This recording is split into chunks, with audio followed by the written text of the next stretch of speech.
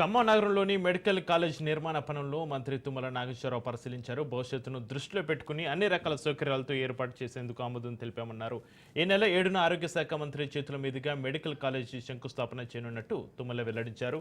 రఘునాథపాలెం మండలానికి నీరు కల్పించడం ప్రత్యేక బాధ్యతగా తీసుకున్నారని, పామాయిల్ పంటకు ఈ నెల వాతావరణం అనుకూలంగా ఉందన్నారు. రైతులు ఈ పామాయిల్ పంటకు అధిక ప్రాధాన్యత ఇవ్వాలని కోరుతున్నామన్నారు తుమ్మల. అలాగే రాష్ట్రంలో ఎత్తిపోతల పథకాలు పూర్తి చేయాలని ప్రభుత్వం నిర్ణయించిందన్నారు. కలెక్టరేట్లో తాత్కాలికంగా ఏర్పాటు చేసుకున్నాం.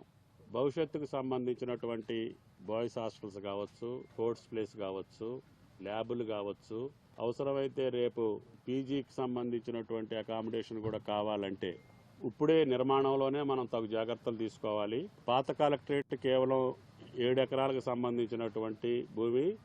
అప్పటికప్పుడు మనం కొత్త కలెక్టరేట్ కట్టుకున్నాం కాబట్టి ఖాళీగా ఉందని అకామిడేషన్ కోసం అందుట్లో ఏర్పాటు చేసుకున్నాం. భవిష్యత్తులో ట్రాఫిక్ చూసుకున్నా, విద్యార్థులకి సౌకర్యం చూసుకున్నా, ఈ ప్రాంతం యొక్క నైసర్గిక స్వరూపం చూసుకున్నా ఈ మండలంలో విశాలమైన ప్రాంతంలో పెట్టుకోవాలి. అందుకని గౌరవ వైద్య శాఖ మార్చుల్ని 7వ తారీఖున దీని యొక్క శంకుస్థాపన కార్యక్రమానికి రమ్మని చెప్పి కోరాం.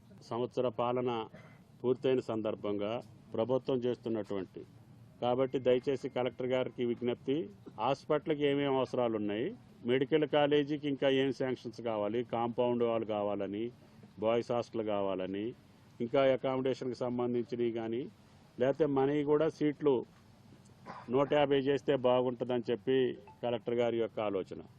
అన్ని కాలేజీలకు ఇచ్చినట్టు మనకు కూడా 100 ఇచ్చారు, 150 ఇవ్వాలని.